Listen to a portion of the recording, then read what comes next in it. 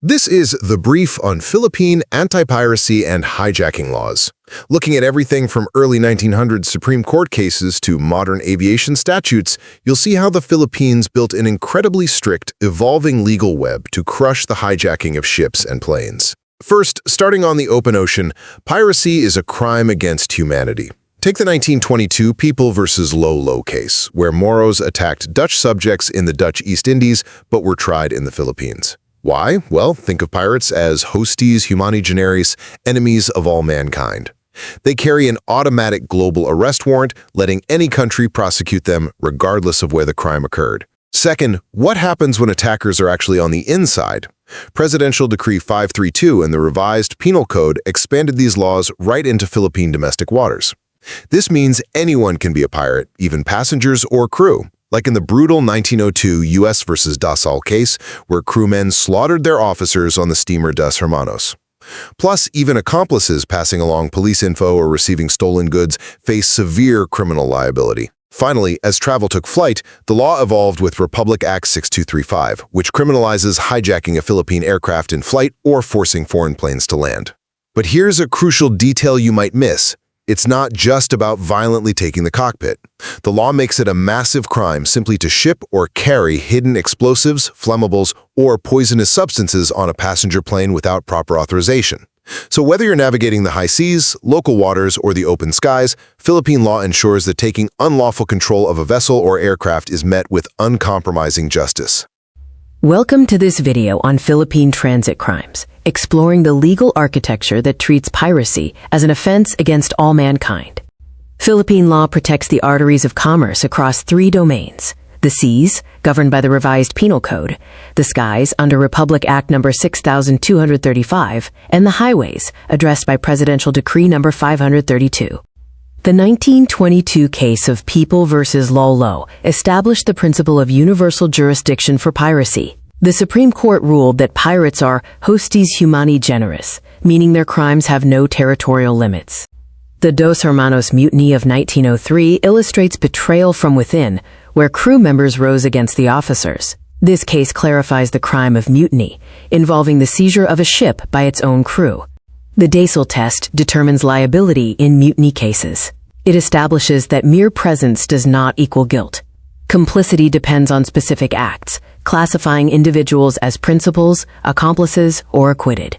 Piracy and mutiny, both covered under Art 122 of the Revised Penal Code, are distinct. Piracy involves strangers attacking for robbery, while mutiny involves crew members usurping command. The Tulin Doctrine clarifies that the Revised Penal Code and Presidential Decree No. 532 on piracy coexist. PD 532 expands coverage to include passengers and crew strictly within Philippine waters. In the skies, RA 6235 jurisdiction applies during the, quote, in-flight phase, from the moment all external doors are closed until the first door is opened for disembarkation. It is unlawful to compel a change in course or seize control. Aviation crimes are divided into zones: the cockpit, the passenger cabin, and the cargo hold. Aggravating factors, such as firing upon the crew or exploding a bomb, trigger maximum penalties. Regarding hazardous cargo, it is strictly unlawful to carry explosives, flammables, corrosives, or poisonous substances on passenger aircraft. Cargo aircraft must adhere to strict CAA regulations. Presidential Decree No. 532 addresses highway robbery and brigandage. The term Philippine highway is broadly defined. Penalties escalate to mandatory death for associated crimes like kidnapping or murder.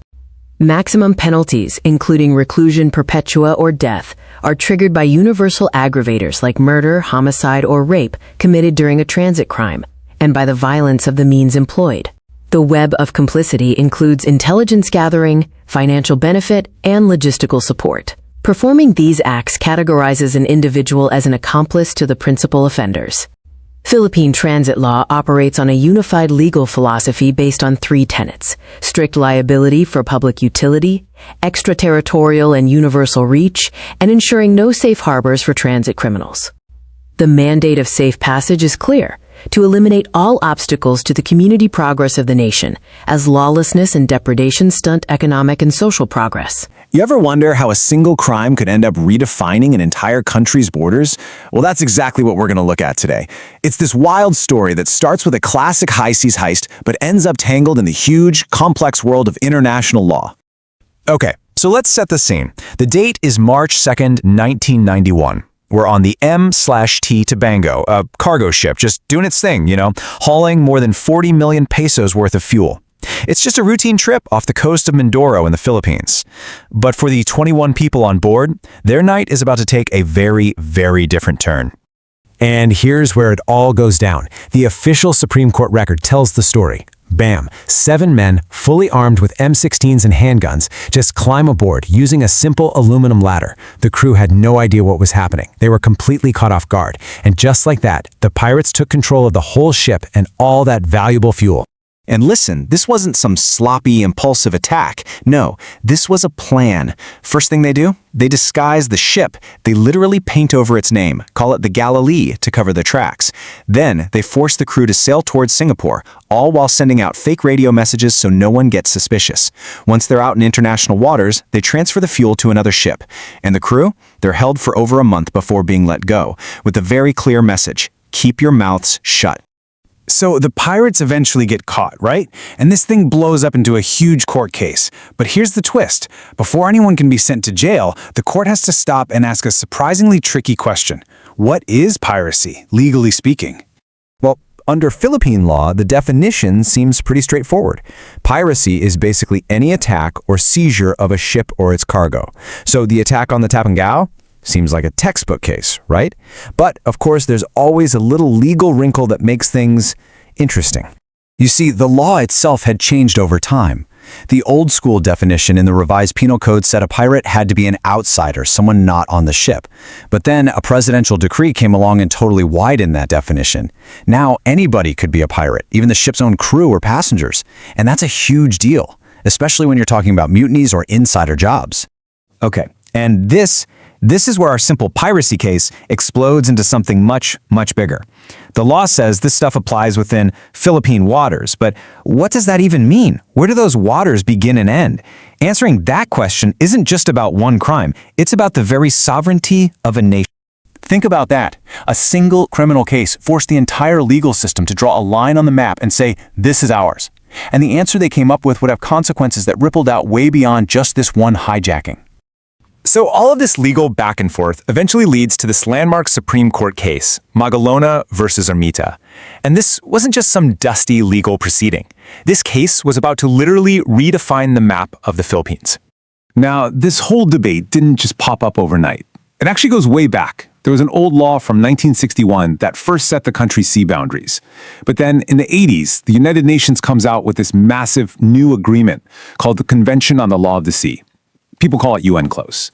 It's basically the rule book for all the world's oceans. So to get with the times, the Philippines passes a new law in 2009 to match these new international standards. And that is when things got really heated. The pushback was intense. People were furious. The argument from the critics was that this new law was a total betrayal. They believed that by following these newfangled UNCLOS rules, the Philippines was basically giving away huge chunks of the sea that belonged to them under older treaties. The fear was that the country was literally shrinking its own territory. But here's the kicker. When the Supreme Court actually ran the numbers, they found the exact opposite was true. The new law didn't shrink the country's maritime space at all. It actually grew it by more than 145,000 square nautical miles. How? Well, yeah, the part called the territorial sea got smaller, but in its place, the law created this massive thing called an exclusive economic zone, something that didn't even exist under the old rules. And this zone gave the Philippines exclusive rights to a gigantic area of the sea. It wasn't a loss, it was a massive strategic upgrade. So, okay, the big question is, why did this matter so much?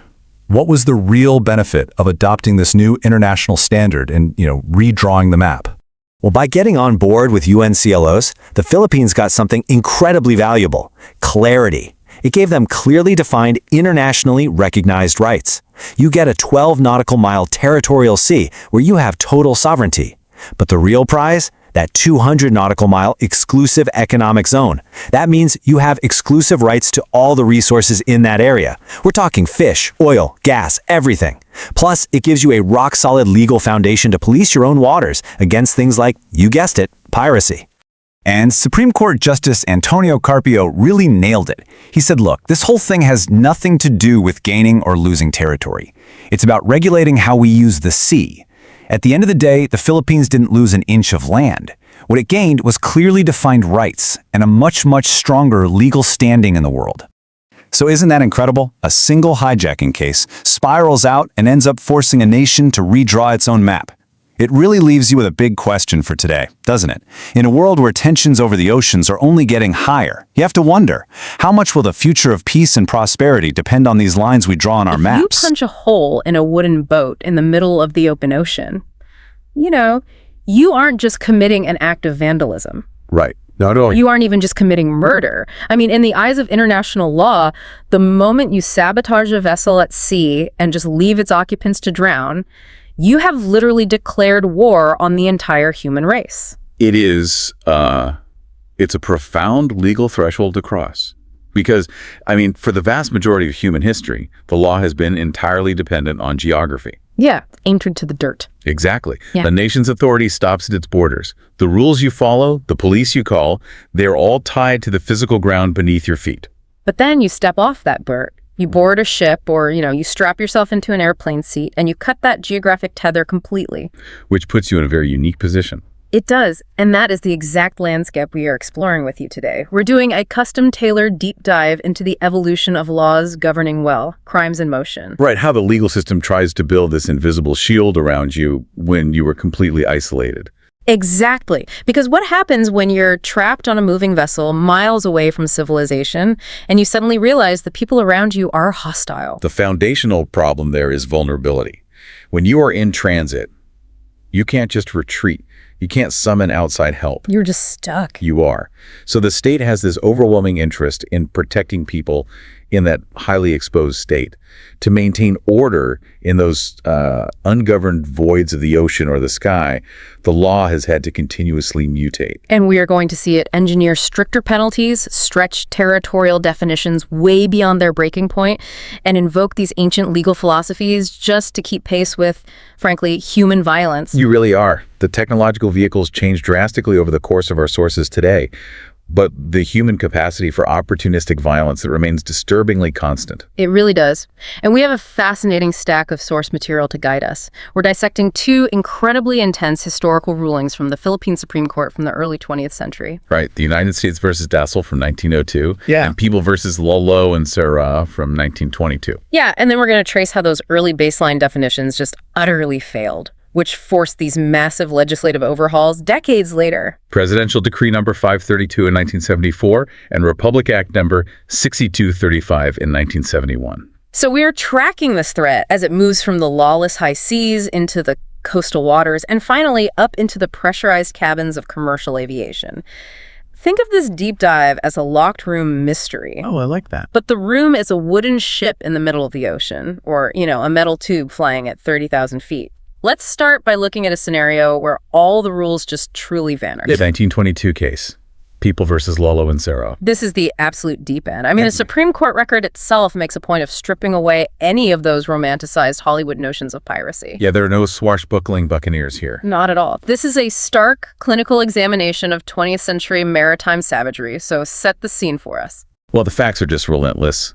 It's late June 1920. We were out in the Dutch East Indies. Two boats carrying Dutch subjects depart from Matuta, and they're heading for Peta. And both of those are Dutch possessions, right? Yes. Yeah. Both Dutch. One boat just has a single individual. The other is basically a family transport. 11 people, men, women, children. Navigating between the islands of Wang and Bukid. Right. It's 7:00 p.m. The isolation out there is total. And out of that isolation, 6 Vintas, those traditional outrigger boats, they intercept them. And these Vintas are carrying 24 armed Moros. Which is an overwhelming force. Completely. And at first, the encounter seems like it might just be tense. The attackers just ask for food. But the moment they physically board that Dutch vessel, the situation degrades instantly. They loot the entire cargo. They overpower the men. And the court record specifically notes, with this really grim restraint, that 2 of the women were brutally violated using methods, and I quote, too horrible to be described. The violence is appalling. But from a purely legal standpoint, the defining element of the crime, the act that elevates this from a violent robbery to something much, much darker, is what they do next. Right. They force all the surviving victims, except for the 2 young women they intend to abduct, back onto the Dutch boat. And then they systematically punch holes in the hull. They literally shatter the vessel. They do. They cast these victims adrift in a sinking structure in the middle of the sea, and they just sail away. It is the deliberate removal of the means of survival. They're leaving nature to finish the murder for them. Which is terrifying. But miraculously, the victims did not drown. After 11 days of excruciating hardship, they were finally rescued. Meanwhile, the attackers, including 2 men named Lolo and Sora, they transport the abducted women to Maruro, another Dutch possession. Right, where the women eventually managed this desperate escape. But following that escape, Lolo and Sora make a crucial navigational choice, don't they? They do. They eventually sail back to their home in South Ubian, Tawi-Tawi, which is located in the Sulu archipelago of the Philippines. And that geographic decision is what triggers this entire legal mechanism. The Philippine authorities finally locate them, arrest them, and charge them in the court of first instance of Sulu with the crime of piracy. Which prompts an immediate and, frankly, incredibly sophisticated legal maneuver from the defense. They file a demurrer. Okay, break that down for us. What exactly is a demurrer? Well, they are essentially attempting to halt the trial before it even examines the evidence. They're arguing that the court possesses a fatal foundational flaw in its authority. So they're telling the judge, like, let's assume for a moment that every horrific detail the prosecution alleges is completely true. You still cannot touch our clients. Exactly. Because this court fundamentally lacks the jurisdiction to hear the case. And when you look at a map, their logic seems unassailable. It's a brilliant jurisdictional puzzle. Let's look at the coordinates of the crime. The victims were Dutch subjects. Right. The attack occurred in Dutch territorial waters, navigating between Dutch islands. The abducted women were taken to another Dutch possession. The Philippine Islands had absolutely zero involvement in the event itself. The only tangential connection is that the attackers happened to sail into Philippine territory long after the crime was completed. So the defense is asking a very basic question about international sovereignty. Right. Like, if someone commits a robbery in Amsterdam, the authorities don't put them on trial in Manila just because they took a flight there a month later. Exactly. The Netherlands would hold the exclusive jurisdiction. So how does a Philippine court possibly assert the right to try a crime that occurred in another sovereign nation's territory against that nation's citizens? It's a massive pushback. And under the framework of almost any other crime, murder, theft, assault, the defense would have won that argument outright, wouldn't they? They absolutely would have. The case would be dismissed. But the court counters by invoking one of the oldest, most aggressive doctrines in international law. Which is what? That piracy is not classified as a normal crime against a specific state. A pirate is deemed hosts humani generis. An enemy of all mankind. Exactly. The legal philosophy underlying this is so vital.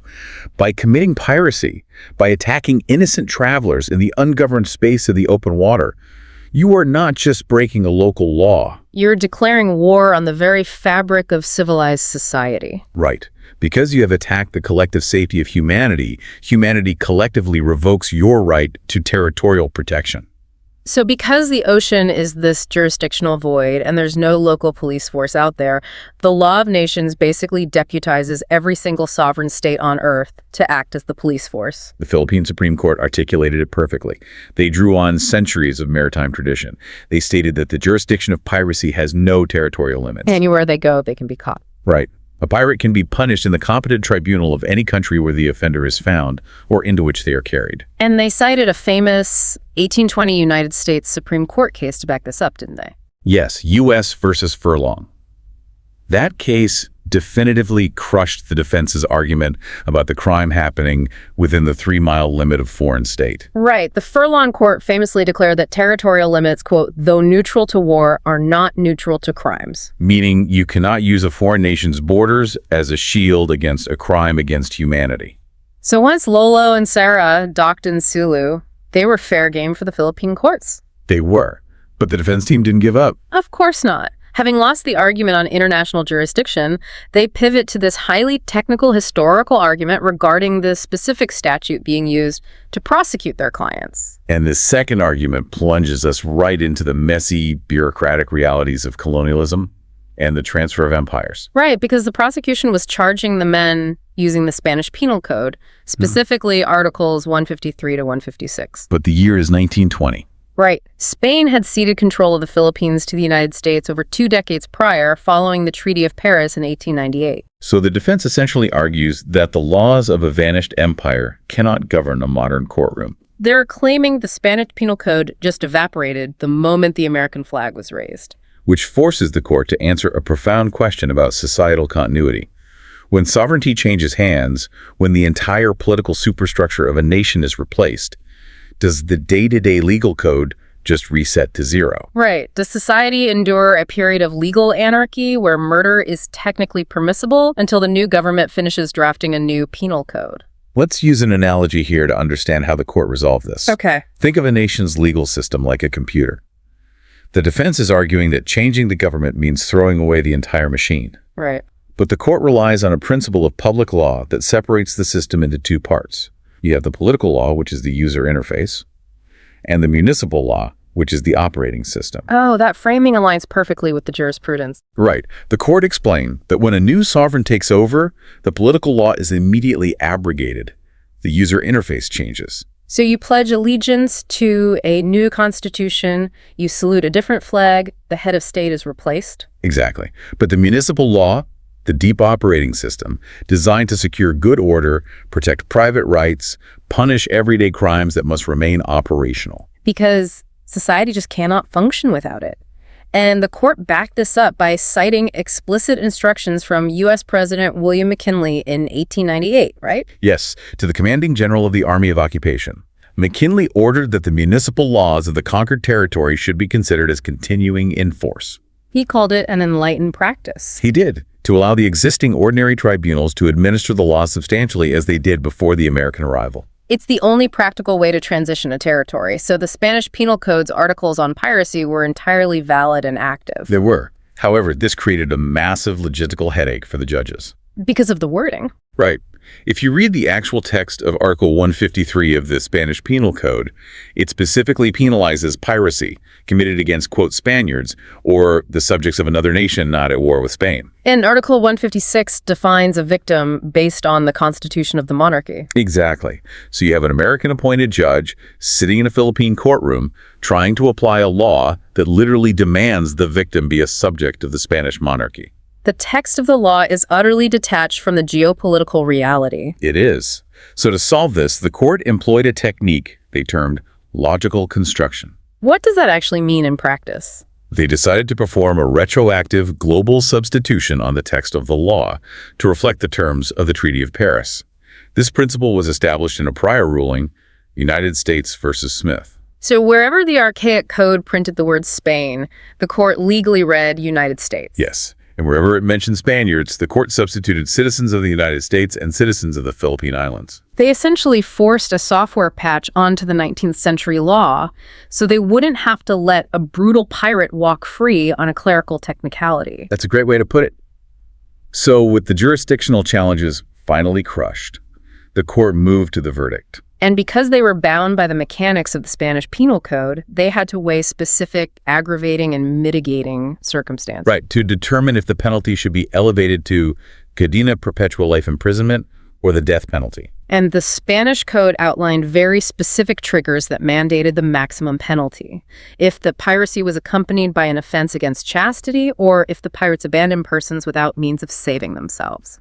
And Lalo and Sarah unequivocally hit both of those triggers. They committed horrific sexual violence, and they literally sank the victim's boat. The lower trial court had initially attempted to find a middle ground. They recognized the aggravating circumstance of nocturnity. The attack occurred under the cover of darkness, increasing the victim's vulnerability. But the lower court tried to offset this, didn't they? They did, with a mitigating circumstance of lack of instruction. Which is a legal concept acknowledging that a defendant lacks formal education or societal integration. Right, suggesting they might not fully grasp the moral gravity of their actions. And they used this to initially justify a sentence of life imprisonment. But the Supreme Court reviewed that logic and dismantled it completely. They ruled that the inherent wrong of the piracy was deliberately augmented by causing other, secondary wrongs that were totally unnecessary for the commission of the primary crime. Right. The attackers utilized overwhelming superior strength. They employed means that added immense ignominy and suffering. So the Supreme Court declared that the sheer horror of these acts completely overpowered any mitigating claim of ignorance or lack of instruction. It is a definitive judicial statement. The court is asserting that certain acts of violence are so fundamentally abhorrent, so universally destructive, that no lack of formal education can serve as an excuse. So the final judgment separated the fates of the two men. Sirah's sentence of life imprisonment was affirmed. But for Lalo, who the court records specifically identified as having directly participated in the rape of one of the women, what happened to him? The Supreme Court was unanimous and unyielding. They sentenced him to death by hanging. Furthermore, they ordered the men to return the stolen cargo or financially compensate the victims. So Lalo and Sirah establishes the baseline doctrine for our deep dive. Out on the high seas, where the boundaries of nations dissolve, the law of humanity asserts itself with crushing force against those who exploit the isolation of travelers. But the threat in this case was purely external. It was a hostile force arriving from over the horizon. Right, and that distinction drives our transition perfectly, because what happens when the threat doesn't come from another boat? Exactly. What happens when the perimeter of the ship hasn't been breached, because the enemy is already inside? The jurisdictional framework of piracy relies on external attackers. When the violence erupts from the very crew hired to navigate the vessel, the law has to execute a completely different kind of analysis. This shifts our focus from the international crime of piracy to the internal crisis of mutiny. And structurally, managing a mutiny presents courts with an incredibly complex forensic challenge. So we are stepping back slightly in the timeline to 1902 for the case of United States versus Dussel. If the Lalo case is a sprawling nightmare of the open ocean, the Dazel case is a claustrophobic, high-velocity thriller confined entirely to a few dozen yards of steel. It's August 13th, 1902, in the harbor of Virac, in the Catandawines Islands. Notice the shift in geography here. We are no longer in the ungoverned void of the high seas. We are inside coastal waters. Right. The vessel is at anchor. The legal jurisdiction is firmly established, but the physical isolation remains deadly. The vessel is an American steamer named the Dos Hermanos, actively engaged in the coastwise trade of the Philippines. And it's anchored merely 40 yards from the beach. The bow anchor is dropped, and the stern is actually physically lashed to the shore with a cable. It is a portrait of maritime routine. It's just after 8:00 p.m. Supper has concluded. Up on the poop deck, Captain Miguel Morales, First Mate Juan Zabala, and a handful of passengers are relaxing around a table. Down below, on the port side amidships, the first and second engineers are resting outside their staterooms. The hierarchy of the ship is totally relaxed. The officers are off their guard. They are completely unaware that the social contract of the vessel is about to violently disintegrate. Because without warning, the peace is shattered by the sound of a massive surge of men rushing from the bow. Right. Captain Morales and First Mate Zabala instinctively stand up to investigate. And in that exact moment, they hear the first engineer, Antonio Agudo, scream a single word. Right, he screams, "Quartermaster." Suddenly, the second engineer sprints into view, desperately fleeing from the ship's quartermaster, a man named Pantaleon Kajilig. And Kajilig is leading a mob of crew members armed with knives, daggers, and heavy iron bars. This immediately separates the event from a spontaneous brawl. It is a highly organized, explosive uprising. It's a targeted decapitation strike designed to instantly eliminate the ship's command structure. And the sheer speed of the violence is staggering. One of the pursuing mutineers drives a knife into the back of the fleeing second engineer. Quartermaster Kajilig lunges at Captain Morales and stabs him viciously in the groin. The captain, bleeding heavily, manages to retreat and barricade himself inside the ship's pantry. And mutineers throw their weight against the door. During the struggle, a knife blade flashes through the opening, slashing the captain across the head. So while the captain is fighting for his life at the pantry door, First Mate Zabala is caught in his own desperate struggle on the opposite side of the steamer. Zabala runs headlong into a secondary unit of the mutiny. A caulker named Andrade attacks him with a knife. Another crew member attempts to physically lift Zabala off the deck and heave him overboard. And a third man, Rufino de Jesus, swings a heavy iron bar, and crushes it against Zabala's skull. Despite the severe head trauma, Zabala somehow tears himself free from their grip. He stumbles across the deck and manages to force his way into the pantry where the captain and second engineer are bleeding. So the surviving leadership is now entirely neutralized. They're pinned down in a tiny room. And the mutineers literally lock the pantry from the outside. They post guards who continually attempt to thrust their blades through the small portholes to finish off the officers. The rest of the ship devolves into terror. A passenger sustains a slash to the arm and vanishes into the shadows to hide. The ship's steward is bludgeoned with an iron hook. He panics completely, throws himself over the railing into the dark water, and is never seen again. And tragically, First Engineer Antonio Agudo, the man who shouted the initial warning, is entirely overwhelmed. They trap him in his stateroom and stab him 10 times, leaving him dead on the floor. With the officers neutralized or dead, the mutineers initiate the secondary phase of their operation. Which exposes the true motive. Exactly. It wasn't just a murderous riot. It was the coordinated theft of a massive industrial asset. They systematically darken the ship, extinguishing all the lights. They drop the side awnings to obscure visibility from the shore. They haul up the 3 smaller auxiliary boats to prevent anyone from escaping or boarding. They sever the heavy cable tying the stern to the beach.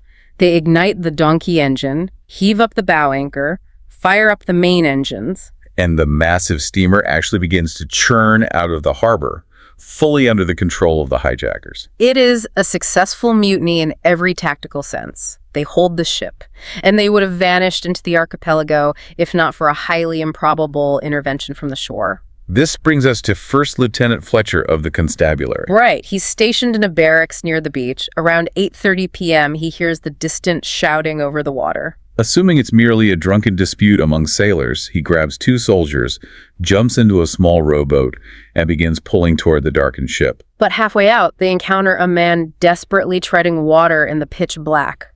They drag him into the rowboat. The man is completely exhausted, but he manages to gasp a single word. Right. The man they pulled from the water is Demoso Supgang. He was a member of the crew who realized what was happening, refused to join the uprising, and calculated that his odds of survival were better swimming in the open ocean at night than remaining on a vessel controlled by murderers. This lone survivor changes Fletcher's entire calculus. He realizes he's rowing into a combat zone. He pulls his rowboat alongside the port side of the moving steamer and yells up to the bridge, ordering them to drop the anchor. And a mutineer standing on the bridge looks down at the officer of the law and hurls a heavy lump of coal at his head. Bringing a lump of coal to a gunfight with a constabulary officer is, well, it's a profound tactical error. Huge mistake. Fletcher instantly draws his revolver and fires, shooting the man directly off the bridge. He then turns his fire toward the men operating the anchor engine, scattering them. He tries to row his small boat around to the accommodation ladder to board properly, but the mutineers have already hauled it up. The steamer is still moving toward the open sea. Fletcher locates a hanging stage dangling near the stern. In a remarkable physical feat, he abandons his rowboat and climbs up the side of the hostile moving steamer. The sheer audacity of boarding a hijacked vessel single-handedly is incredible. It really is. He climbs over the railing onto the deck. From inside the locked pantry, the bleeding captain hears him and screams for him to hurry. Fletcher immediately sprints for the engine room. He fires his revolver into the compartment and orders the men inside to cut the power. Confronted by an armed officer, they comply.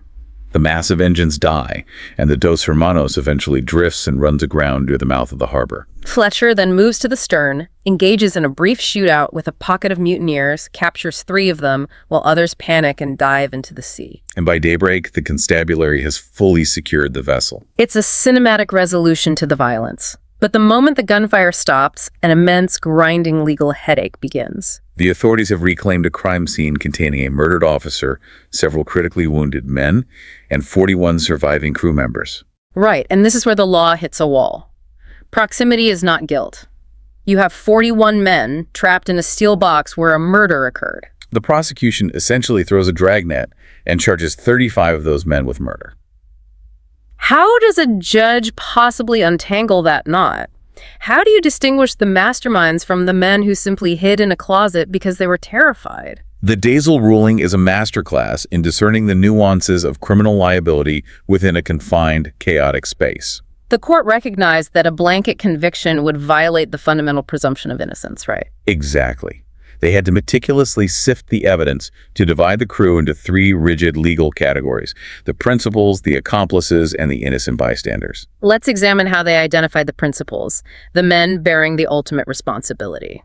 To convict someone as a principal, the court required hard evidence of conspiracy and direct, active participation. Let's look at the namesake of the case, Telesforo Dazzle, the ship's helmsman. The defense might argue he was just swept up in a sudden riot, but the court found a witness who testified that hours before the violence, while rowing ashore, he observed Dassal in a hushed conversation with the quartermaster and another instigator. And the witness clearly overheard the quartermaster ask in Spanish, "Where shall we kill him?" That single overheard sentence changes the entire legal classification of the crime. It establishes evident premeditation. Exactly.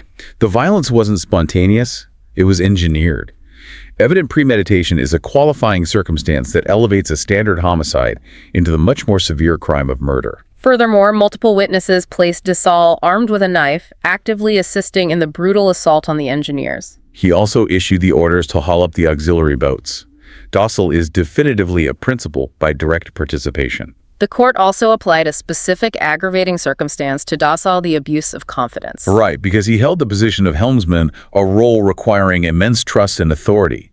He weaponized his status to influence the lower-ranking seamen to join the uprising. He fundamentally betrayed the trust of the captain.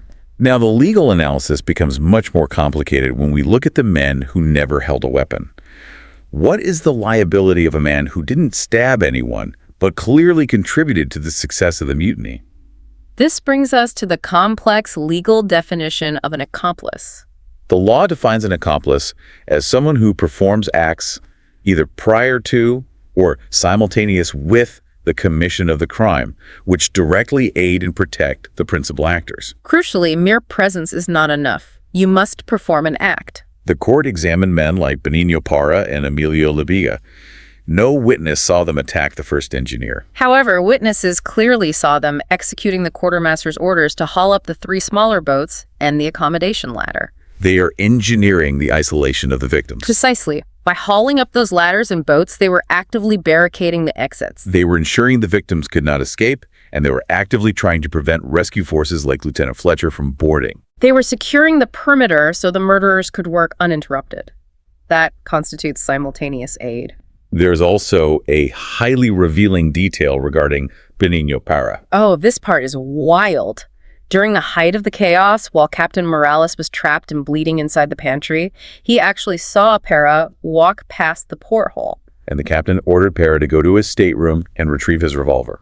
Parra acknowledged the order, went and retrieved the weapon, but he never returned it to the captain. The constabulary later found the gun in Parra's possession. That is a textbook act of complicity. He deliberately intercepted the victim's primary means of self-defense, tilting the tactical advantage entirely toward the mutineers. He is an accomplice to the murder. Then the court had to grapple with the incredibly tricky case of the assistant engineer, Juan Brigella. He was the individual who actually started the main engines, allowing the ship to be stolen. When Lieutenant Fletcher interrogated him, Brigella immediately deployed the defense of compulsion. He claimed the quartermaster burst into the engine room, pressed a revolver directly to his head, and swore he would execute him instantly if he didn't fire up the engines on command.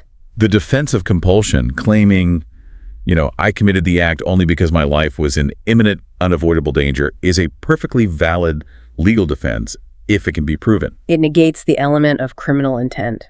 But the majority of the Supreme Court rejected his claim.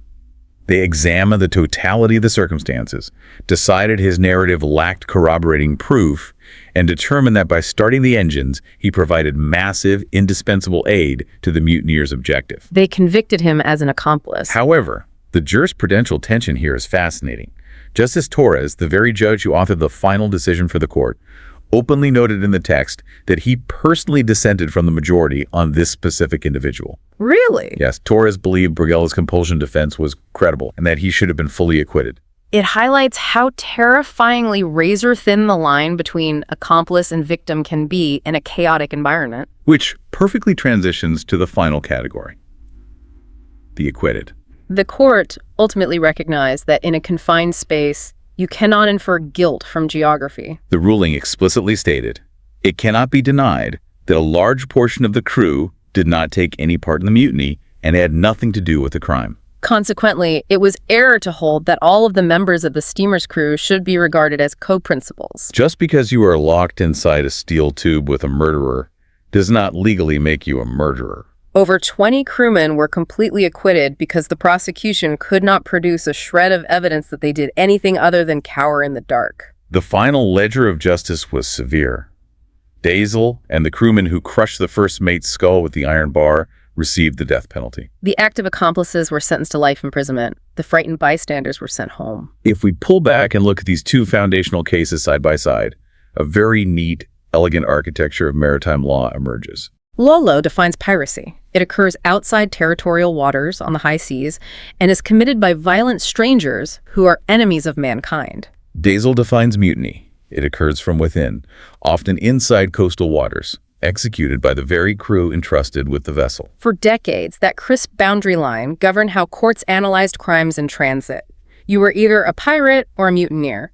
The legal boxes were mutually exclusive.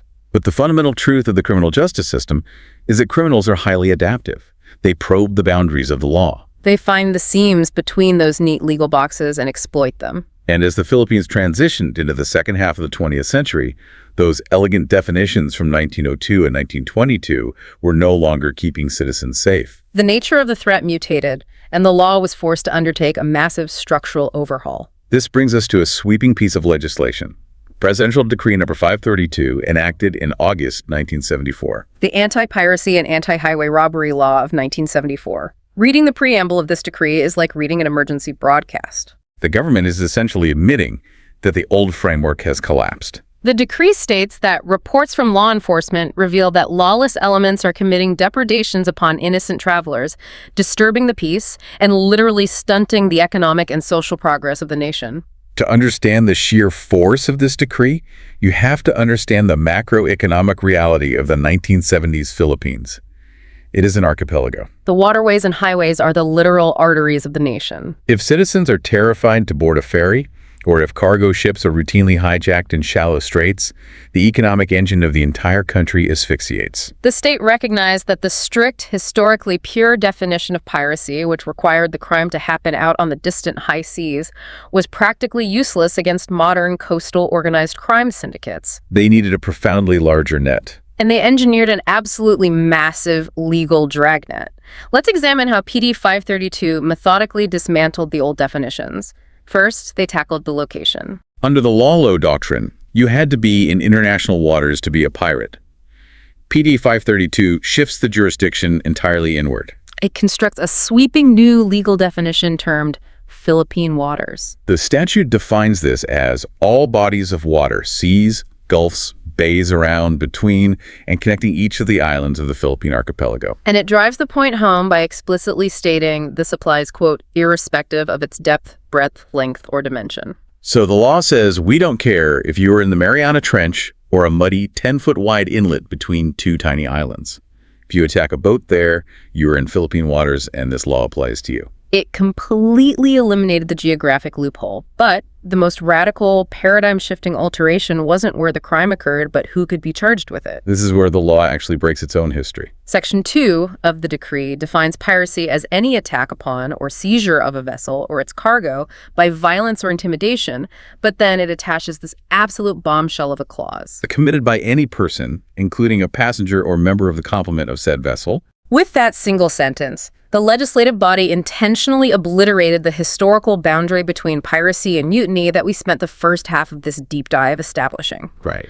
If a crew member pulls a knife on the captain inside an anchored ship in a bay, historically, as we saw with horrific clarity in the Dazel case, that is the textbook definition of mutiny. It is. Why did the architects of PD 532 decide to just throw out 70 years of jurisprudence and call it all piracy? Doesn't that semantic destruction ruin the precision of the law? Well, from a purely academic standpoint, it does disrupt the historical purity of the terminology. But the government in 1974 wasn't interested in semantic purity. They were interested in absolute deterrence. Right. The state's objective was to bring the heaviest possible legal hammer down on anyone disrupting the flow of transit. By classifying these internal uprisings as piracy under this new decree, the state could bypass the older, sometimes lighter penalties for mutiny and apply uniform, devastating consequences across the board. Because the penalties under PD 532 are designed to terrify potential offenders. If you commit this newly defined piracy, the baseline punishment starts at reclusion temporal in its medium and maximum periods. But the moment physical injuries occur, the penalty automatically jumps to reclusion perpetual life imprisonment. And if the attack results in rape, murder, or homicide, or if the attackers abandon victims without means of saving themselves, which is precisely the horrific metric from the 1922 Lalo case, or if they seize the vessel by firing upon it, the law strips the judge of all discretion. The penalty is a mandatory death sentence. A critical piece of legal clarification occurred years later, which our sources highlight through a reference to a case called People versus Tulin. Right. When PD 532 was tested, defense attorneys argued that this new broad decree must have superseded or canceled out the old definitions of piracy in the Revised Penal Code. But the Supreme Court rejected that argument. They ruled that the two laws exist harmoniously as separate instruments. The presidential decree merely widened the coverage to protect citizens from crimes against the law of nations within the nation's own borders. The old law still catches the pirates on the high seas. The new law catches the pirates in the bay, even if they originally boarded the ship as paying passengers or hired deckhands. The law is essentially saying, we don't care what uniform you wear or where the boat is parked. If you hijack transit, you face the ultimate penalty. But PD 532's dragnet didn't stop at the shoreline. The government realized that taking a ship is only the first half of the crime. To make piracy profitable, you need a land-based network. So the decree aggressively expanded the definition of an accomplice. This represents a massive evolutionary leap from the Diesel case. In 1902, to be an accomplice, you basically had to be standing on the deck of the ship hauling up a ladder or hiding the captain's revolver. PD 532 engineered a framework where you can be convicted as an accomplice to piracy without ever leaving your air-conditioned office on land. Section 4 of the decree states that anyone who knowingly aids or protects pirates is an accomplice. But it lists specific, highly revealing examples that expose exactly what kind of systemic corruption the government was battling. It explicitly includes individuals who give pirates information about the movement of police or peace officers. It targets the intelligence network. If a corrupt harbor master or a bribed customs official tips off a gang about a patrol boat schedule, that official is legally an accomplice to piracy. Furthermore, the law attacks the economic engine of the crime. Anyone who acquires or receives property taken by pirates or derives any benefit from it is legally classified as an accomplice. Piracy isn't just a violent maritime event, it's an economic supply chain. If a businessman buys a shipment of stolen copra at a steep discount, fully aware that it was seized in a violent raid, the law treats him as an accomplice to the violence itself. The state recognized that if you destroy the black market for stolen goods, you bankrupt the pirates on the water. And we must briefly acknowledge that PD 532 applied this exact same aggressive philosophy to land-based transit.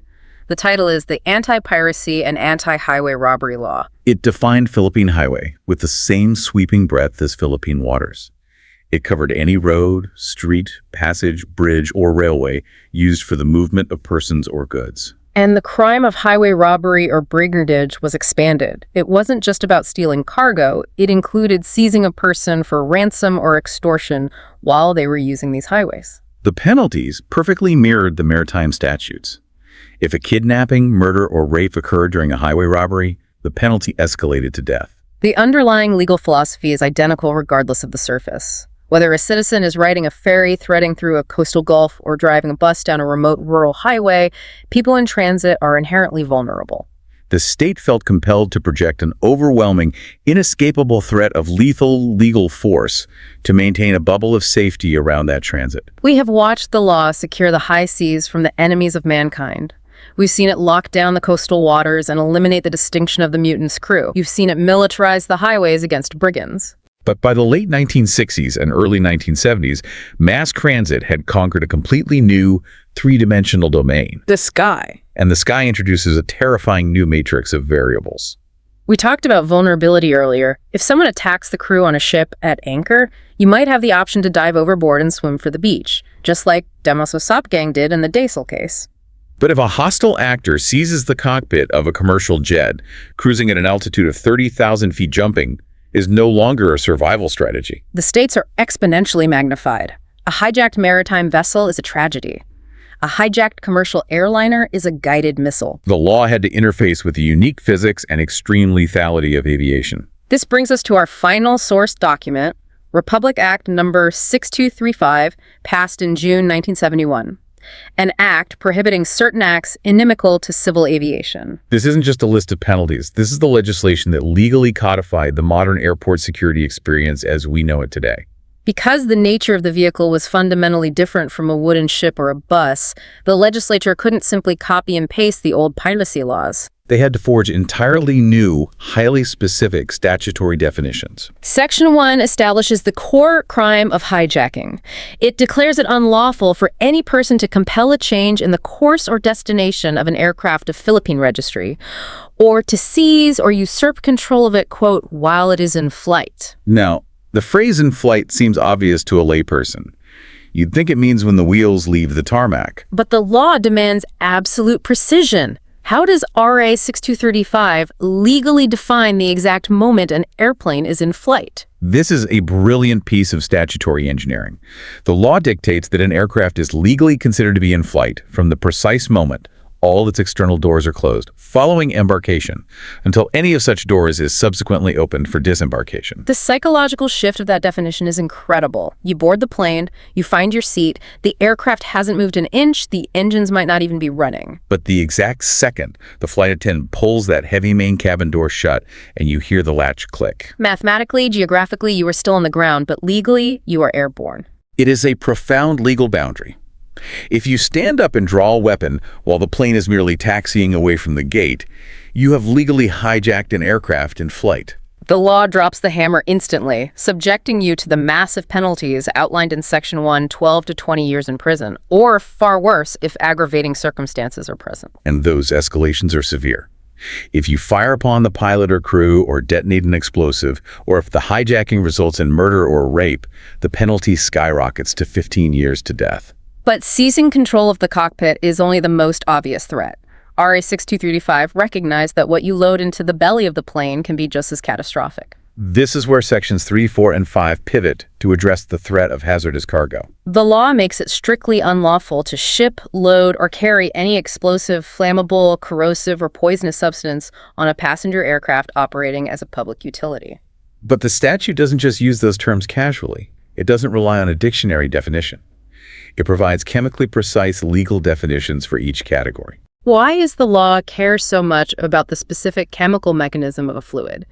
Why does it matter if a substance is corrosive versus poisonous when it's just sitting in a box? Because the law has to account for the physics of the environment. A commercial airliner is an artificial, pressurized atmosphere hurtling through a deadly environment. At 30,000 feet, the ambient air pressure is lethal, and the temperature is well below freezing. The environment itself weaponizes these substances in ways that don't happen at sea level. Let's break down how the law defines these threats. How does it define an explosive? The statute defines an explosive as any substance, solid or liquid, which, quote, by chemical reaction liberates heat and gas at high speed and causes tremendous pressure resulting in explosion. It explicitly lists dynamites, blasting caps, and black powders. Interestingly, it carves out an exception for small arms ammunition, which falls under separate regulatory frameworks, but strictly bans high-yield pressure weapons. How does it define flammable? Legally, a flammable is any substance or material that is highly combustible and self-igniting by chemical reaction. It's not just something that burns if you hold a match to it. Right, it's something that can spontaneously ignite due to pressure changes or minor friction. It lists highly volatile industrial chemicals, like aluminum diethyl monochloride. What about a corrosive? If I spill a corrosive liquid on the deck of the Dos Hermanos in 1902, it burns a hole in the wood. Bad, but not fatal to the ship. What does it do on a plane? The law defines a corrosive as any substance which, quote, through chemical reaction wears away, impairs, or consumes any object. If a corrosive agent leaks in the cargo hold of an airliner and begins consuming the aluminum hull or the critical hydraulic lines controlling the elevators, you don't just get a hole. Exactly. The pressure differential causes explosive decompression. The structure of the aircraft disintegrates. And finally, poisonous. The definition here is blunt and chilling. any substance, excluding medicinal drugs, which, quote, through chemical reactions, kills, injures, or impairs a living organism or person. Remember, an airplane recycles its cabin air. If a toxic compound like aniline oil or arsine gas leaks and vaporizes, the aircraft's own life support system will distribute the lethal gas to every single passenger simultaneously. There's nowhere to vent it. The law lays down an absolute uncompromising perimeter. None of these substances are permitted on a passenger flight, but establishing the rule is only half the battle. Right. How do you enforce it against massive entities? What happens if a multinational chemical corporation calculates that secretly shipping their hazardous materials on a cheaper passenger flight is better for their profit margins? You can't put a corporate logo in a jail cell. This is where Section 6 of the Act deploys its most aggressive enforcement mechanism. It establishes corporate liability, but it deliberately pierces the corporate veil to find the human nervous system of the company. The law dictates that if a juridical person, a corporation, or partnership commits the violation, the criminal penalty does not fall on an abstract entity. It falls directly on the manager, director, agent, or employee who explicitly violated, caused, or directed the violation. The CEO or the logistics director cannot hide behind the company's limited liability status. If they sign the order to illegally load hazardous cargo, they personally face 5 to 10 years in a federal prison. And the economic retaliation is even more severe. If the offending entity is a foreign corporation authorized to do business in the Philippines, the penalty strikes their resident manager, and simultaneously, the government entirely revokes their license to do business in the country. It is a corporate death penalty designed to ensure that no company ever views the safety regulations as merely a calculated financial risk. But to truly enforce this perimeter, to ensure that armed hijackers aren't walking down the jet bridge and explosives aren't being tucked into suitcases, the state had to fundamentally alter the legal relationship between the airline carrier and the everyday citizen. And we see the architecture of this shift in Sections 8 and 9. These two sections represent the genesis of the modern airport security apparatus. Section 8 grants aircraft companies the legal authority to open and investigate suspicious packages or cargo, provided it is done in the presence of the owner or shipper. And if the owner indignantly refuses to allow the inspection, the law empowers the airline to simply refuse to load the cargo. But Section 9 is where the true philosophical earthquake happens. It legally mandates that every single ticket issued to a passenger must contain a specific, unalterable condition printed directly on it. The legislature dictated the exact phrasing. Holder hereof and his hand-carried luggages are subject to search for and seizure of prohibited materials or substances. Holder refusing to be searched shall not be allowed to board the aircraft. Furthermore, the law explicitly states that this printed condition shall constitute a part of the contract between the passenger and the air carrier. That phrasing is the key to everything. The entire security apparatus is legally framed not as an arbitrary exercise of police power, but as a binding contract. This is a profound realization about the world we live in today. Think about this the next time you navigate an airport terminal. That plane ticket in your hand is not merely a receipt for a purchased seat. It is a highly specific, legally binding contract. You are engaging in a transactional compromise. You are voluntarily trading away a fraction of your fundamental constitutional privacy. You are explicitly agreeing to let strangers x-ray your belongings, open your bags, and physically pat down your body. And in exchange for surrendering that privacy, you are purchasing the collective safety of every single person trapped inside that flying metal tube. The law recognizes that the only way to maintain a bubble of civilization at 30,000 feet is if every participant contractually agrees to leave their absolute liberties at the terminal gate. It is the ultimate expression of the social contract, weaponized to protect mass transit. We all submit to the search because we all implicitly understand the terrifying vulnerability we assume the moment those external doors click shut. We have traced an immense historical and philosophical arc today. We began in the 1920s, out in the lawless, ungoverned expanse of the high seas, where pirates like Lalo and Sirrah operated as literal enemies of mankind. We saw how the law had to rely on the ancient universal jurisdiction of hostis humani generis just to bring them to a hanging judge. We then narrowed our focus to the coastal waters of 1902, dissecting the bloody, claustrophobic mutiny aboard the Dos Hermanos. We watched the court meticulously separate the mastermind principals like Dazel from the accomplices who merely hoisted the ladders, highlighting the strict historical boundaries between an external pirate attack and an internal crew uprising.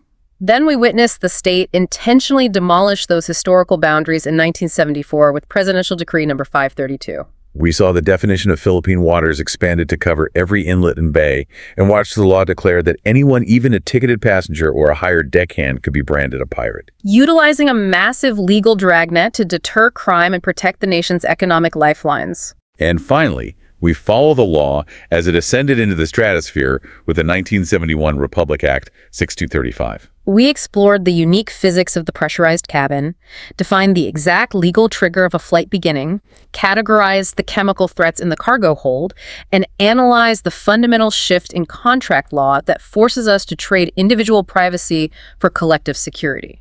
It is a staggering amount of legal evolution to process. But why should you, the listener, care about the intricacies of these century-old rulings and statutes? That's the real question. You should care because the evolution of these laws is not merely academic legal trivia.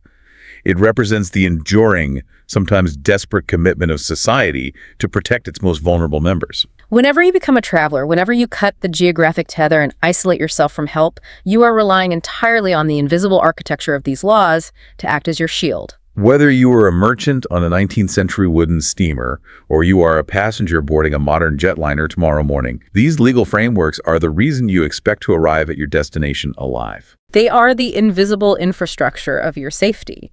But the evolution of transit is never stagnant. The vehicles will continue to change, and the law will be forced to chase them into increasingly hostile environments. We have watched the legal code adapt from outrigger canoes to commercial airplanes. But looking forward to the near future, what happens when commercial spaceflight becomes a routine reality? Oh, that's a whole new frontier. Right. When a passenger vessel is millions of miles from Earth, adrift in the absolute vacuum of space, and a faction of the crew attempts to seize control of the life support systems, what legal framework will we utilize? Will we dust off the old maritime codes? Will we legally brand a mutinous astronaut as hosts humani generis? Who actually holds jurisdiction when there is no geography left to claim? We might be preparing to step back into the ultimate, infinitely expanding locked room mystery. The geography will vanish completely, but the fundamental human vulnerability and the capacity for violence will remain exactly the same. Thank you for joining us on this custom-tailored deep dive into the fascinating, terrifying evolution of transit law. Remember to stay curious and always keep questioning the rules of the room you're in, especially when that room is moving at hundreds of miles an hour. Welcome to the debate. Imagine committing a horrific crime.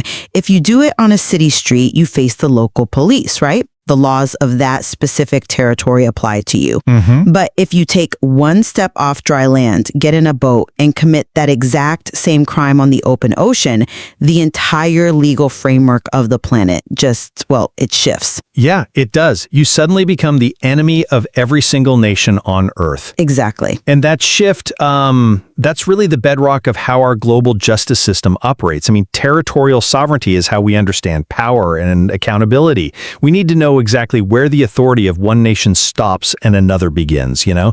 And crucially, what happens when you enter the spaces in between? Right. But that rigid geographical distinction is, well, it's being challenged, because when you look at an act like violently seizing a massive transport vehicle filled with innocent people, relying on a line drawn on a map to define the crime starts to feel, frankly, completely inadequate. I'm not sure I agree it's inadequate, but I see the tension. Well, the sheer terror experienced by a passenger, the vulnerability of being trapped in a moving vessel, it is exactly the same whether that boat is anchored half a mile off the coast or navigating the deep ocean. It might feel the same to the victim, sure.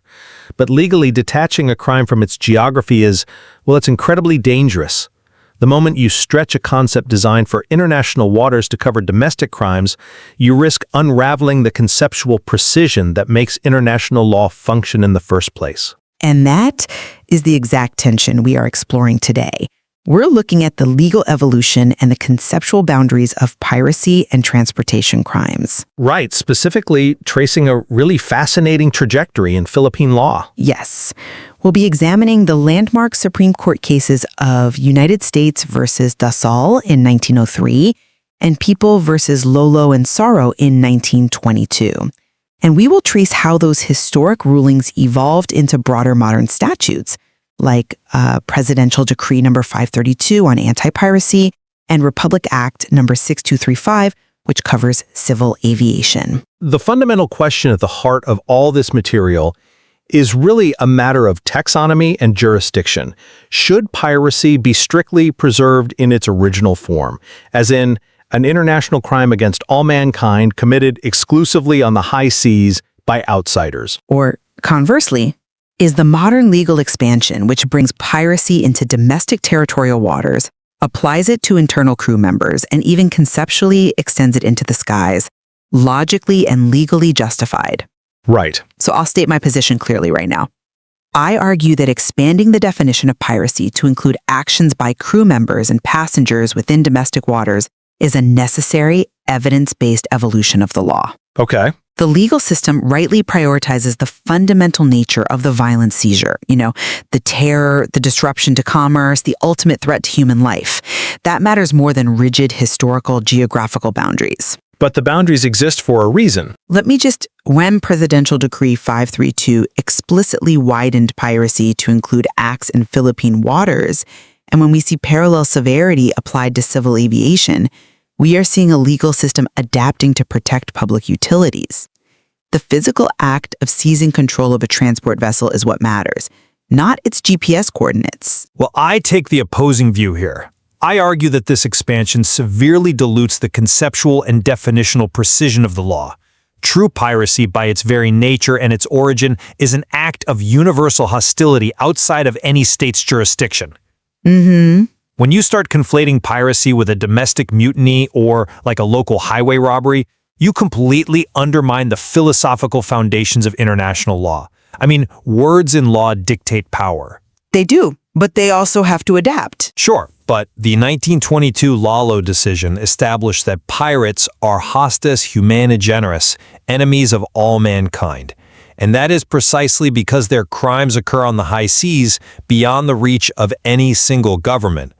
That geographical reality is what grants universal jurisdiction. Right. A domestic crime in domestic waters is an issue of territorial law. It is a fundamental error of taxonomy to call it piracy. Okay, well, I want to examine that geographical requirement first, because it is essentially the linchpin of your argument. You're relying on the idea that the high seas are a necessary ingredient for piracy to even exist. They are the essential ingredient. And to understand why the high seas are so critical, we really have to look at the visceral reality of the People versus Lalo and Sarah case. Let's do it. So the year is 1920. Two boats leave Matuta, which is a Dutch possession, heading for another island called Peta. On the second boat, there are 11 Dutch subjects, men, women, and children. Okay. After days of navigation, they're deep in the Dutch East Indies, right between the islands of Buang and Bukit. And suddenly, they are surrounded by 6 vintas. And just to paint the picture for a second, these vintas are traditional outrigger boats, right? Fast, highly maneuverable? Right, exactly. And these vintas are manned by 24 armed Maros, indigenous Muslim men from the southern Philippines. They board the Dutch vessel, steal all the cargo, violently attack the men, and brutally violate 2 of the women. Jesus. Yeah.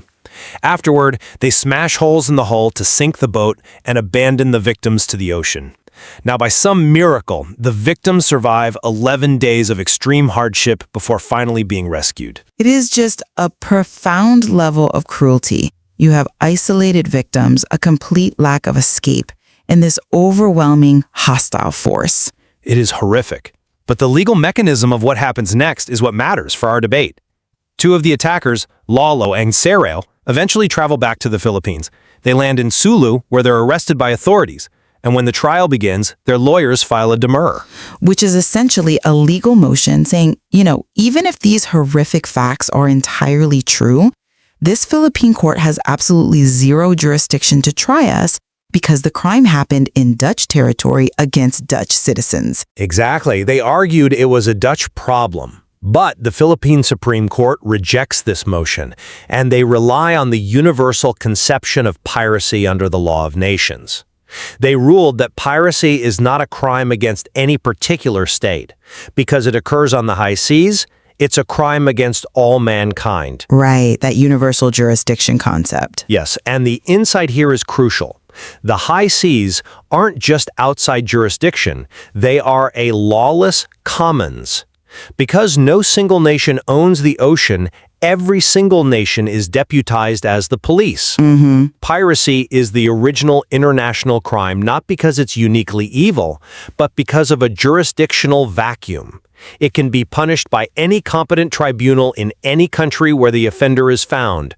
The jurisdiction of piracy has no territorial limits specifically and only because the crime itself occurs outside territorial limits. I see why you think that, but let me give you a different perspective. Go ahead.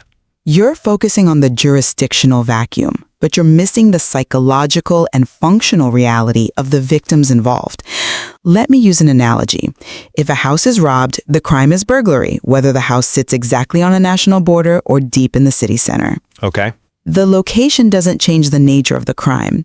When Philippine law evolves, specifically when Presidential Decree 532 redefined piracy to include acts committed in Philippine waters, the state recognized that the archipelago presents a unique environment.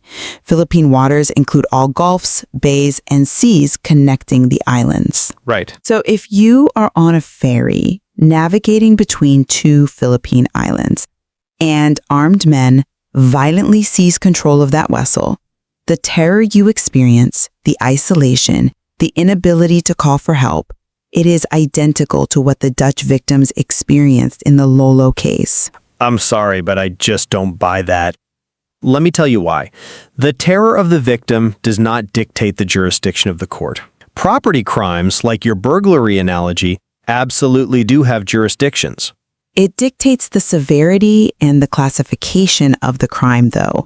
PD 532 imposes the penalty of reclusion temporal to death, which in the Philippine penal system means a sliding scale of punishment starting from 12 to 20 years of hard time all the way up to mandatory execution.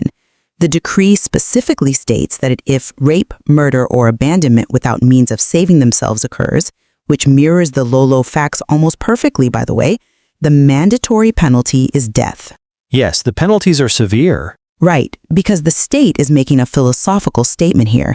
The violent seizure of a vessel and the subsequent atrocities are what warrant the extreme severity, not the arbitrary, invisible line of international waters. But that assumes the concept of international waters is arbitrary. It's not.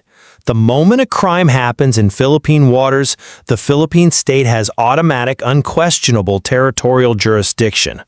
The whole concept of universal jurisdiction that the Supreme Court leaned on in the Lolo case was invented as a functional necessity for the high seas. Well, By taking a crime that was uniquely engineered for international waters and applying it to domestic robberies in territorial waters, the law becomes conceptually sloppy. You don't need to stretch the definition of an international crime against humanity to punish a domestic offense. The Philippine government already has laws for murder, for robbery, for rape. Yes, but if we just call it robbery and murder, we fail to capture the specific threat to maritime commerce and public transport, which leads perfectly into the next layer of our debate. Okay. If the ocean removes the protection of the state, what happens when the threat doesn't come from another ship, but from the person sleeping in the bunk next to you? You're talking about the shift from external attackers to internal actors. Yes. In the original framing of the Penal Code, Article 122 stated that piracy had to be committed by someone who was not a member of the vessel's complement nor a passenger. Right, it had to be a boarding party, an external threat. Exactly. But later laws like Republic Act No. 7659 and PD 532 explicitly widened this. They stated that piracy can be committed by any person, including a passenger or a crew member, and I argue this was a completely necessary correction. An internal takeover, a passenger pulling out a weapon and hijacking the bridge, is just as much a forcible depredation as a band of marauders boarding from a skiff. And this is where I fundamentally disagree. Treating an insider threat the same as an external pirate destroys a crucial legal boundary. How so? Let's look at the 1903 case of United States versus DeSalle to see why this distinction exists. We are on the steamer Dos Hermanos. It's August 13, 1902. The ship is anchored less than a mile from the beach in Vurek. So, very much in territorial waters. Very much so. It's just after 8 p.m., supper is over, and the crew is settling in. Suddenly, the quartermaster, Koshleg, and the helmsman, Desal, orchestrate a mutiny. Right. Armed with daggers and iron bars, they attack their own officers. They brutally murder the first engineer, Antonio Agudo, stabbing him repeatedly. They cut the stern cable, fire up the engines, turn off the lights, and attempt to steal the entire ship. It was a massive, violent uprising. I mean, it took the local constabulary rowing out under gunfire and climbing aboard a moving ship to finally stop them. Yes, a violent uprising. But crucially, it was prosecuted as mutiny and murder, not piracy. Because of the actors involved. Precisely because of the actors. Think of a ship not just as a vehicle, but as a temporary floating piece of sovereign territory. The captain represents the state. The crew are bound by a hierarchy, a contract, a chain of command. Sure. Mutiny is a profound breach of that internal duty. It's essentially a coup d'etat of a sovereign island. Piracy, on the other hand, is a foreign invasion. It is an act of pure hostility by strangers who have no relationship to the vessel. When you blur treason and foreign invasion into the same category, you lose the ability to accurately prosecute the specific nature of the crime. Okay, that is a very clean, theoretical distinction. Treason versus foreign invasion. But let's look closer at the messy reality of the Dazel case itself, because it shows exactly why insider threats are too complex to just wave away as labor disputes or internal mutinies. Take the assistant engineer on the Das Hermanos, a man named Juan Briguela. The man who started the engines for the mutineers? Yes. During this incredibly violent, chaotic mutiny, Briguela goes down to the engine room and starts the ship's engines. Now, on paper, that is active participation in the theft of the vessel. But he testified that the quartermaster came to him, held a revolver to his head, and threatened to execute him on the spot if he didn't start the engines. And the court recognized that compulsion. The majority acquitted him. They did, but a dissenting judge strongly argued he should have been convicted as an accomplice because he provided the necessary technical aid for the ship to move. Right. My point here is that internal vessel seizures are chaotic webs of duress, hostages, and violence. You have innocent passengers trapped, you have crew members acting under the threat of death. When an internal faction violently seizes a vessel, taking the entire complement hostage and threatening everyone aboard, the resulting loss of control is practically indistinguishable from an external pirate attack. Functionally, maybe. And so the law had to evolve. It recognized that a passenger who pulls out a gun to hijack a ship is committing an act of hostility that demands the exact same legal framework as the moral attackers in the Lalo case. It may demand the same severity of punishment, but it does not demand the same label. And the label really matters.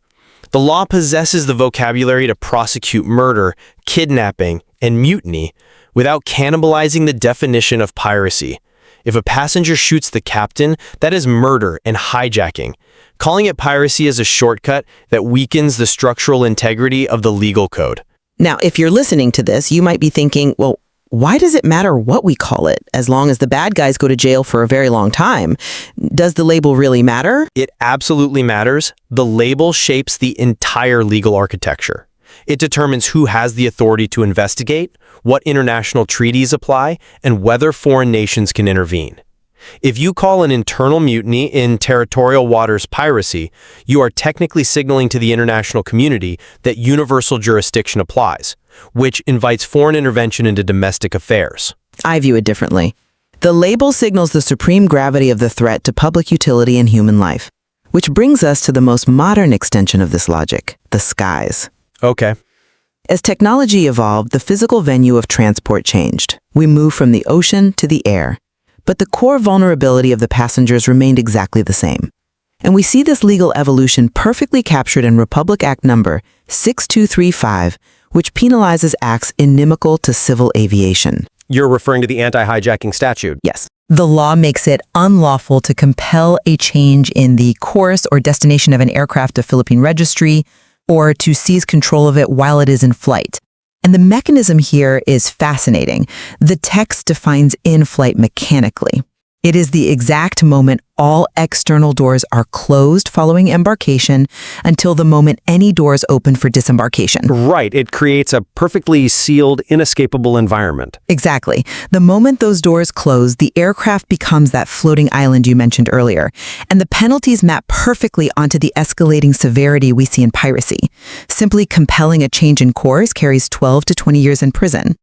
But if that seizure is accompanied by firing upon the pilot or exploding a bomb or murder, the penalty skyrockets to 15 years to death. It's the modern conceptual sibling to piracy. Violently seizing an aircraft in flight is, for all functional purposes, piracy of the skies. That's a compelling argument. But have you considered that the legislature specifically and deliberately avoids calling aircraft hijacking piracy? I mean, look closely at the text of RA 6235. They don't use the word. They created a parallel framework, yes. They created a bespoke framework because they recognized that seizing an aircraft requires a highly specific set of legal tools. They needed detailed definitions of mechanical flight and regulations on shipping corrosive and poisonous materials like alkaline battery fluid. They didn't just casually paste the ancient word piracy over a modern aviation crisis. Fair point. Contrast this careful approach with how Presidential Decree 532 handled highway robbery. Well, PD 532 pairs piracy directly with highway robbery and brigandage. They are addressed in the exact same decree. They are grouped together emotionally in the preamble, sure. The text talks about how lawless elements stunt the economic and social progress of the people. It calls both piracy and highway robbery the highest forms of lawlessness condemned by the penal statutes of all countries. But when you actually read the mechanics of the law, it strictly separates their definitions. Right. Highway robbery is defined as seizing a person or taking property on a Philippine highway, which it defines as any road, street, or railway. Calling a train robbery or an aircraft hijacking piracy might be a compelling rhetorical argument for a prosecutor, but it is not rigorous taxonomy. We have distinct words, hijacking, brigandage, mutiny, for a reason. But doesn't the conceptual through line matter more than preserving archaic naval taxonomy? Whether we are talking about the Dos Hermanos steamer anchored off a beach in 1902, the Vintas attacking the Dutch boat in the open ocean in 1920, a modern bus on a remote highway, or a passenger jet at 30,000 feet, the core vulnerability is identical. The vulnerability is constant, yes. You have a sealed environment, in motion, filled with people who cannot escape, and a hostile force taking violent control of the navigation. So then the law must prioritize the protection of human life over preserving rigid historical definitions. I disagree. 32, and the parallel aviation frameworks in RA 6235. It shows a legal system correctly adapting to reality. It recognizes that violently seizing public transport is the ultimate act of hostility against society, regardless of the venue. The law is defined by the actions it seeks to prevent, not just the ground it covers. And I maintain that definitional precision is the only thing keeping a justice system from becoming completely arbitrary. The Lolo case is so vital because it shows us the terrifying reality of true piracy as an international crime, an act committed in a jurisdictional void outside the bounds of any civilized state.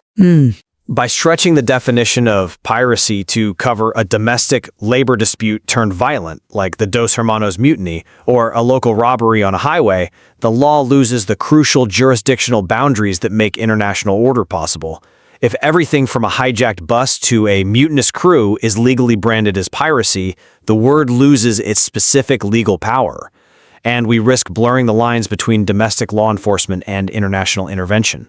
We certainly approach the architecture of the law from two very different philosophies. But I think where we absolutely converge is on the gravity of the acts themselves.